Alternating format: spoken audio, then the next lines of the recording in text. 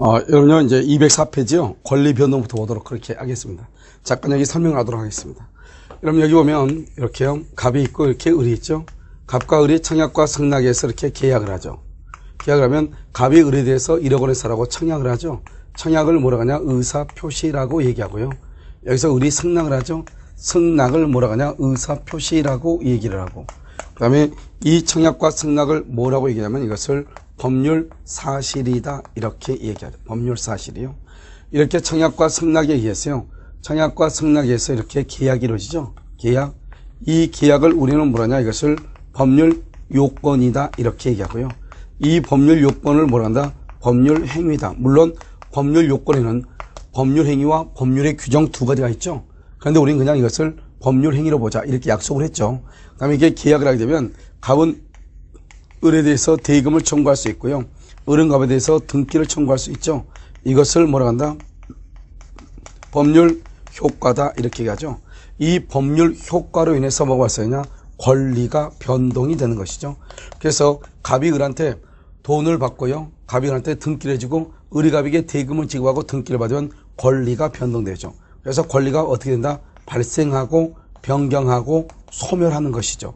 변경하고 소멸하는 것이죠. 그래서 누구에게 발생하냐? 을에게 발생하고 갑의 권리가 소멸하고. 그래서 변경은요. 갑에서 이렇게요.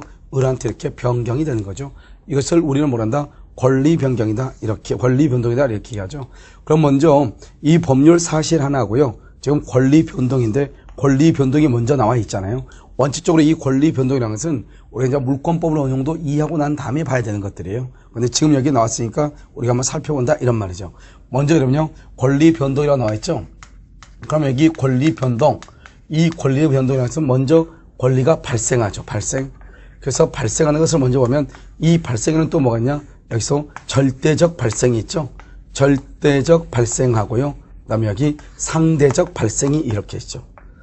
이 절대적 발생에는 또 뭐가 있냐? 이것을 원시취득이다 이렇게 얘기하고요. 원시취득. 이것을 뭐라 하냐? 우리는 승계취득이다 이렇게 얘기를 해요. 승계취득이다. 그러면 이게 절대적 발생에는 뭐가 있냐? 이 절대적 발생 원시취득은 대부분 여러분요. 소유권 보면 소유권.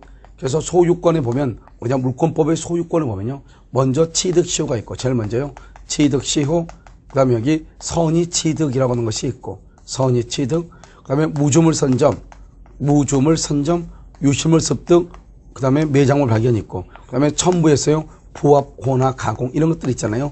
이런 것들을 우리는 원시취득이다, 이렇게 얘기해요. 또 여기에 이제 굳이 더 붙이자면 건물의 신축이라고 하는 것이 있죠. 그 다음에 또 있으면 청구권의 취득이라고 하는 것이 있는데요. 우리는 이렇게 갑과 을이 청약과 승낙에 의해서 계약을 하죠. 그러면 갑은 을한테 대금을 청구할 수 있는 권리가 있고, 을은 갑에게 등기를 청구할 수 있는 권리가 처음으로 생기는 거잖아요. 이것을 우리는 원시취득이다 이렇게 얘기하죠. 그럼 보통 이제 다음 주에서 원시취득이 아닌 것은 이렇게 시험이 좀 자주 나온단 말이죠. 그랬을 때 이제 우리가 어떻게 해야 되냐? 원시취득이라는 것은 여러분 나중에 물권법에 보면 소유권 부분에 나와 있는 것이 그것을 뭐란다? 원시취득이다 이렇게 얘기한다 이 말이죠. 그 다음에 여기 건물의 신축이라고 하는 것이 있고 그 다음에 청구권 이런 것들이 있죠. 이것을 원시취득 이렇게 얘기를 하죠. 그 다음에 여기 상대적 발생, 승계취득 이렇게 돼 있죠. 상대적 발생, 승계취득이요. 이 상대적 발생, 승계취득은 뭐냐면 이것을 우리는요, 설정적 승계라고 하는 것이 있고요. 설정적 승계요. 그 다음에 여기 또 뭐가 있냐? 여기 이전적 승계라고 하는 것이 있죠. 이전적 승계. 그래서 여기 설정적 승계가 있고 여기 이전적 승계가 있잖아요. 이 설정적 승계에 뭐가 있냐? 우리는요, 여러분 소유권 있죠. 소유권. 이 소유권, 갑의 소유권에다가 여기다가 뭘 하냐? 이렇게 전세권을 설정을 하는 거. 전세권. 그 다음에 여기다가 저당권을 설정을 하는 것. 또는 토지 같은 데는 지상권을 설정하는 것. 이런 것들을 우리는 설정적이다. 이렇게 얘기하죠. 그러면 설정적과 이전적의 차이는 뭐냐면 설정이라고 하는 말의 뜻은 뭐냐? 내가 가지고 있는 것이 이만큼이면 이만큼 반절만 이렇게 일부만 주는 것을 설정이라고 하고 내가 가지고 있는 걸 모든 것을 그대로 주는 것을 이전이라고 얘기를 해요. 그래서 이전적이라는 것은 내가 가지고 있는 것을 동일성을 유지하면서 그대로 다 주는 것이고 설정이라는 것은 일부만 주는 거죠. 그러니까 갑이라고 하는 사람이 자기 건물의 전세권만 설정케 하는 거죠. 갑이라는 사람이 자기 건물의 저당권만 설정케 하는 거죠.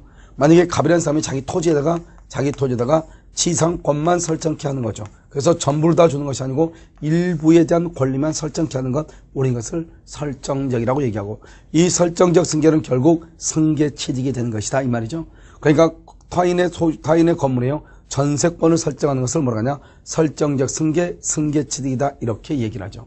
그러면 이전적이라는 것은 뭐냐, 가지고 있는 걸 그대로 다 주는 것을 이전적이다 이렇게 얘기하죠. 그대로 다 주는 것. 그래서 이전적은 뭐냐면, 이전적은 특정 승계가 있는 것이고, 특정 승계요. 그 다음에 뭐가 있냐, 여기 포괄 승계가 있는 것이고, 이렇게 되는 거죠.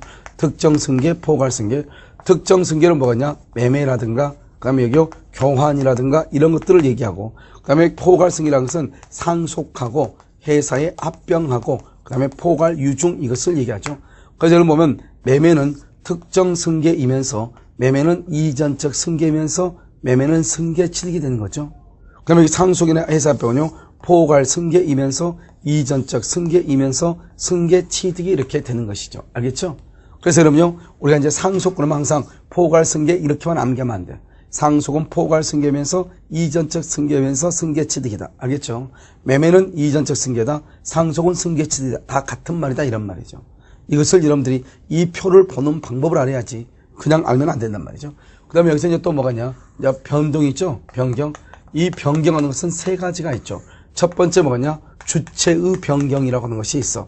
주체의 변경이라고 하는 것은 뭐냐면, 소유자가 갑에서 누구로 바뀌어? 을로 바뀌는 거죠. 이것을 주체가 변경됐다. 다른 말로 이전적 승계다. 이렇게 얘기하는 것이죠. 그래서 주체의 변경을 발생해서는 이전적 승계라고 얘기하는 것이에요. 그 다음에 여기요, 내용의 변경이라고 하는 것이 있죠. 내용의 변경이요. 이 내용의 변경이라는 것은, 이것은 뭐냐, 질적인 변경이라고 하는 것이 있고, 양적인 변경이다. 이렇게 두 가지가 있죠. 그러면 질적인 변경이라고 하는 것은, 질적 변경이라는 것은 목적물을 갑이 을에게 목적물을 인도해 주기로 했는데, 이 목적물이 불타버리고 없단 말이죠. 그래서 이 불타버리고 없어서 손해배상으로 바뀌죠. 이것을 우리는 질적이라고 얘기하죠. 그래서 물건을 주기로 했는데 그 물건이 돈으로 바뀌는 거죠. 건물이 돈으로. 이것을 질적이다 이렇게 얘기해요. 양적이라고 하는 것은 뭐냐면, 양적. 우리가 만약에 이런 건물이에요. 이런 건물에 이렇게 있는데 전세권자가 들어왔어. 전세가 들어오면 어떻게 돼요? 이 소유자가 사용할 수 있는 범위가 줄어들죠. 그런데 전세권자가 나가죠. 그러면 다시 늘어나죠. 그 다음에 이런 1층 건물에다가요, 이렇게 2층을 이렇게 옥탑방을 이렇게 짓죠. 부합이죠. 또는요, 이렇게요, 이런 것을 이렇게 짓게 되면 어떻게 돼요? 양쪽으로 늘어나죠. 부합, 호나 가공 같은 경우, 이런 것을 얘기하는 것이죠. 그래서 양적이다 이렇게 얘기해요. 그래서 질적 변경은 다른 말로 내용의 변경이다 이렇게. 알겠죠? 그 다음에 여기 뭐냐면 또 내용 변경, 그 다음에 효력의 변경이라는 게 있죠. 우리는 보통 효력의 변경이라고 하지 않고요, 뭐라 나오냐, 작용의 변경이다 이렇게 얘기하죠. 그러면 작용의 변경이란 말이 뭐냐, 효력의 변경이라는 것은 효력이 좋아졌다 이런 말이죠. 어떤 거죠? 이러면요, 2번 저당권이요, 2번 저당권에서 몇 번 저당권으로? 1번 저당권으로 이렇게 바뀌는 거죠. 이것을 뭐라냐, 효력의 변경이다 이렇게 얘기하죠. 그 다음에 여기에서 다시 2번 저당권이 1번 저당권으로 바뀌는 것을 얘기하는데요. 두 번째는 뭐를 얘기하는 것이냐면, 여기서는요, 또 우리 임차권 있죠. 이런 임차권이라는 것은 대항력이 없는 거잖아요. 임차권에요, 임차권의 대항력을 갖춘 경우, 즉 원래 임차권이란 채권으로서 대항력이 없는데, 이 임차권이 뭐라 하겠냐, 등기를 하게 되죠. 등기를 하게 되면 뭐가 있냐, 대항력이 있는 것이죠. 이것을 효력의 변경이다 이렇게 얘기하죠. 그러니까 권리가요, 발생하고 변경하고 나중에 권리가 뭘한다? 소멸하죠. 소멸. 그래서 소멸해. 이 소멸하는 것을 우리는 뭐냐, 이것을 어떻게 소멸하냐, 절대적으로 소멸하는 경우가 있죠. 우리는 이것을 절대적 소멸이고 이것을 상대적 소멸이다 이렇게 얘기하죠. 그래서 소멸은 절대적 소멸과 상대적 소멸 이렇게 나누어지는 거죠. 그래서 절대적 소멸, 상대적 소멸. 절대적 소멸이라는 것은 건물이 이렇게 멸실된 것을 절대적 소멸이다 이렇게 얘기하고, 그 다음에 상대적 소멸이죠. 이 상대적 소멸이라는 것은 그것을 얘기하는 것이 아니고, 갑이라고 하는 사람이 을한테 팔면은 을한테 권리가 발생하니까 갑의 권리가 소멸하는 거죠. 그런데 건물 자체는 소멸하는 게 아니잖아요. 알겠죠? 그래서 건물은 있지만 여기는 건물 자체가 멸실된 것을 절대적이라고 하는데, 상대적이라는 것은 건물 자체는 있지만 갑의 입장에 봤을 때는 소유권이 소멸했단 말이죠. 그런데 을의 입장에 봤을 때는 소유권이 새롭게 뭐래서 발생을 했잖아요. 이것을 우리는 상대적이다 이렇게 얘기하죠. 그러니까 권리의 변동은 발생과 변경과 소멸으로 나눠지는데, 특히 여러분이 알아야 될 것은 변경에서는 효력이나 작용의 변경을 2번 저당권이 1번 저당권으로, 임차권이 대항력을 취득하는 것 이렇게요. 그 다음에 내용의 변경은 질적인 변경과 양적 변경 이렇게 두 가지로 나누어지는데